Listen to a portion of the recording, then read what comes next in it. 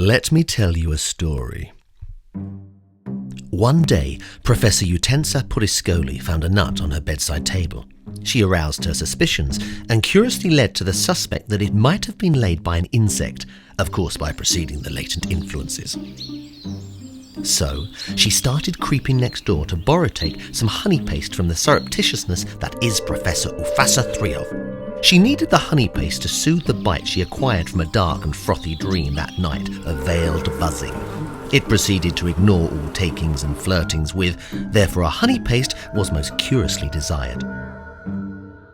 However, whilst creeping disconcertedly, Professor Ufasa Threov awoke with a gasp as he was snoozing a nozzle, a slither of cake sleep after finishing his book eyes with a very earthy call. He forgave Puriscoli with a laughing smile and knew she was only doing it to dictate the workings of the day and soothe that annoyance bite from the ramblings of the previous fine time before. Stupendously, they found that actually it was not a honey paste, it was a twiglet left over from the war. They were mortified. Threov recoiled in a ghast, and the throb beamed more, so she proceeded to enjoy the basking day of sunlight that invoked a certain feeling of wistful dread. However, again, she could not get that certain insectoids from her dreams and fell into a deep slumber, where she tossed and turned in dread of those flying bumbles. Professor Ufasa Threov detailed an amazed mortification, discombobulated much they both knew the awkward turtle was close by. But from afar, Professor Theatre Pumpany and Professor Martigan Pompo were plotting a sequence of horrific concussions which will result in Utensa's untimely, timely death. They both sauntered and chatted plans, and the books they spun through were packed of dark mumbles of the dark bumbles. With that, Professor Theatre Pumpany and Professor Martigan Pompo cackled a hated station where they would trap Puriscoli in the realm of Bitchwood to feed the mumbling bitch. The plot was planned and the plan was plotted and the death was arranged for 1:15 moth and the situation was a ghast one.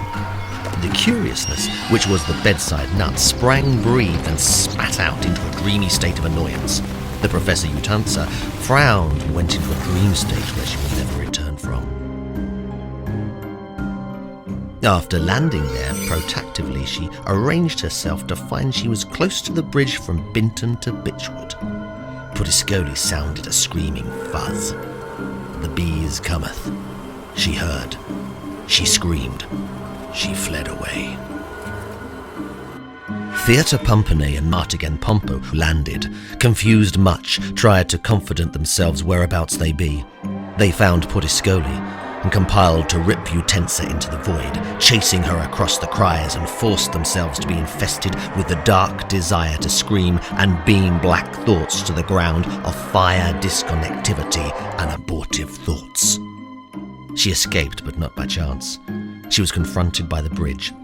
Nothing could arm her for that day where blood and leather, wool and steel, the asteroids and tablecloths will hold and salt the possibilities open for the dark mumbles to rage victorious. Something was coming, and it rang the phone. She knew not to pick up, but it was too tempting and too late.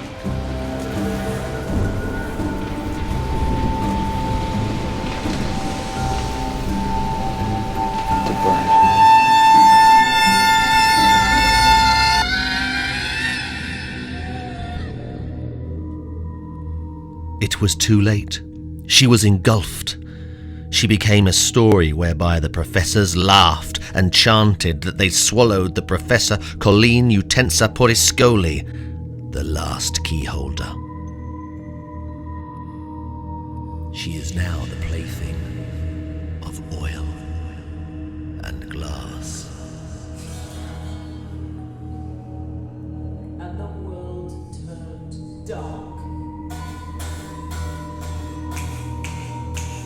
The world turned dark, the world turned dark.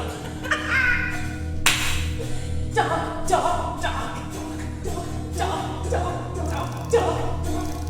Dark and rancid. Dark and rancid.